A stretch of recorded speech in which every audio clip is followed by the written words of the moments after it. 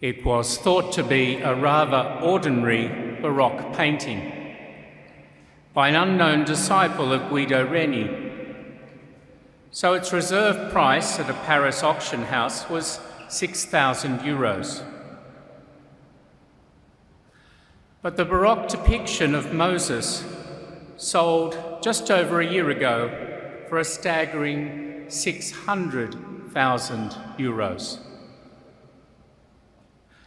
Art dealer Fabrizio Moretti was so convinced of its worth, he outbid all the competition. He had the painting restored, uncovering a striking luminescence beneath its aging varnish and centuries of filth, and confirmed that it was by the Baroque master Giovanni Barbieri, known as Guercino, the squinter, because of a lazy eye that clearly didn't compromise his ability to paint. Probably commissioned around 1618 by Cardinal Alessandro D'Este, it joined the renowned Ducal collection in Modena until the Napoleonic forces stole it away to France, where it vanished. Although its whereabouts for the last 200 years are a mystery, its future now seems secure. It was reported this last month that the Rothschild Foundation had purchased it for €2 million for exhibition at Waddesdon Manor in England. Guercino's Moses is unique. Most artistic representations have Moses holding the tablets of the Ten Commandments in a painted representation of our first reading today. But Guercino's Moses is empty-handed, with traditional horns of light, his hands raised and eyes fixed on heaven as if in a trance. Guercino captures something of the awe of Moses when God speaks to him directly. One hand shields his eyes from the divine light and glory, but open palms signify his readiness to receive the commandments. His serene and focused face reflects the seriousness of his task.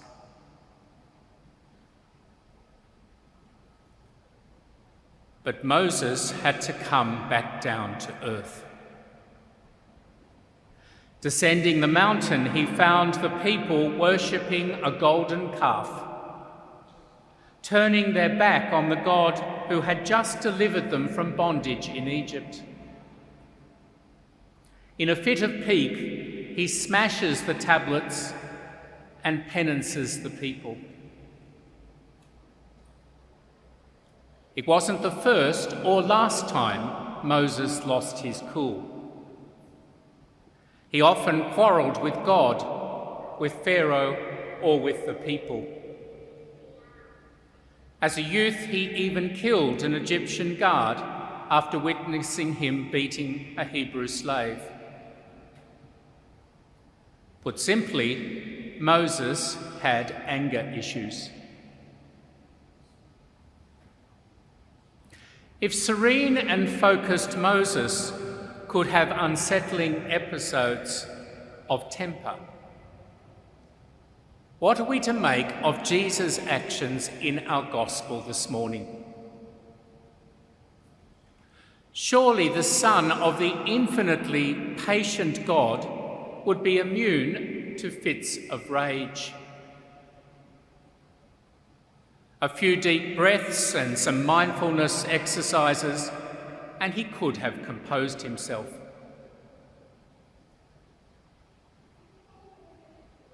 Well, in Guercino's later depiction of Christ driving the money changers from the temple, now in the Palazzo Rosso in Genoa, the anger is palpable as Jesus, like a jealous lover, rains down blows on those defiling the temple.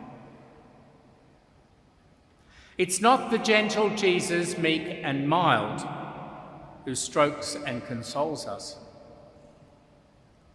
This is the Jesus who thirsts for justice, inveighs against hypocrites, divides people, and promises a sword of judgment.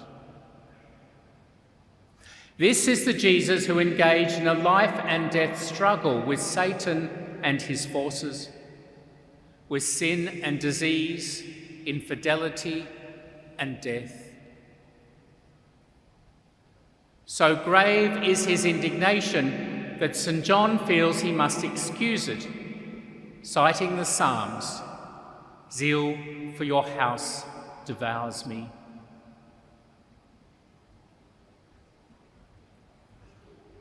Why was Jesus so worked up about a building? Well, we know he spent a lot of time in the temple, from his presentation as a baby, his lost and found bar mitzvah as an adolescent, to the many accounts of his preaching, debating, healing and prophesying in the temple and its precinct as an adult. When Jesus drove out the money changers, he was not taking a stance against rising interest rates and cost of living crisis, nor making a statement against banking or capitalism. Rather, he was emphasising that this place is not for that use. This is a consecrated space, set aside for a sacred use. My Father's house, not a place of business.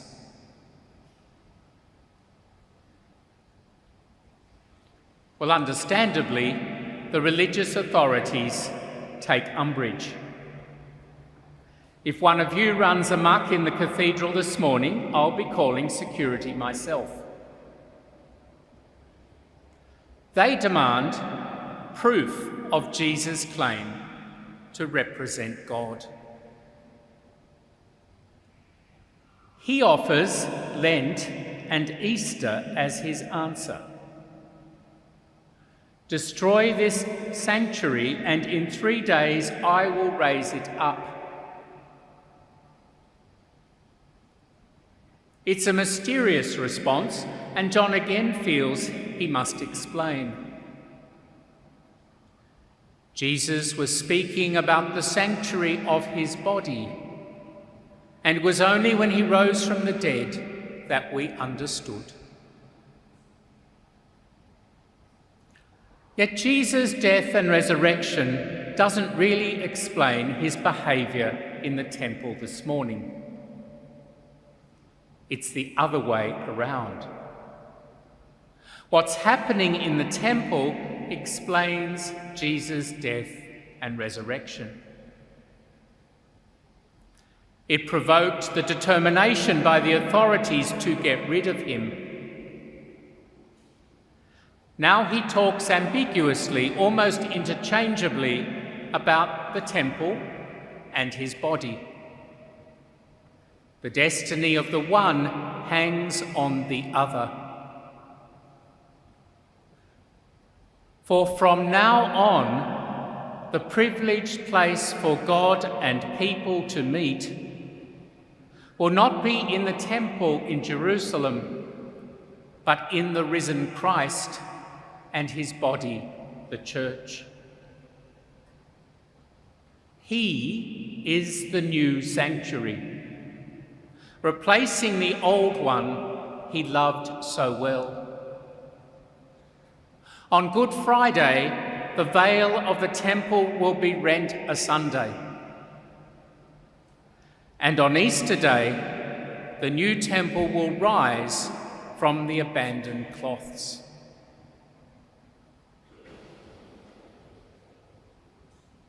So in entering the church, Christ's ecclesial body, we meet God. When we commune in the body of Christ at the Eucharist, we are closer to God than any high priest ever was when he entered the Holy of Holies in Jerusalem.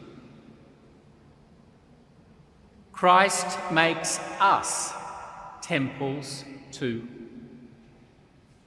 Each one a tabernacle, a chapel, consecrated by baptism, set aside for a sacred purpose. Within the walls of our own bodies, God the Son is really present at Holy Communion. Within the form of our own souls, God the Holy Spirit dwells. We are spaces for divine grace and activity, meeting places of humankind and God, and not just for ourselves, but for others.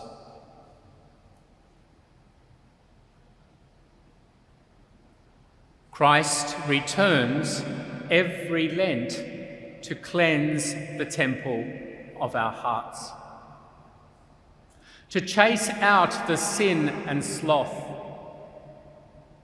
to overturn the tables of half-heartedness and misdirection,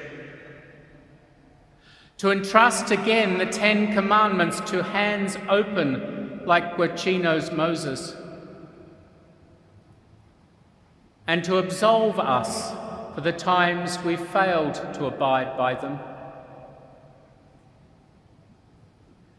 Let him sweep out the house of your soul then, like the Jews sweep out their homes for Passover. Let him cleanse you through prayer, penance, charity, above all by sacramental absolution after confessing your sins. Let him spruce up your soul and ready you to be his temple at Easter.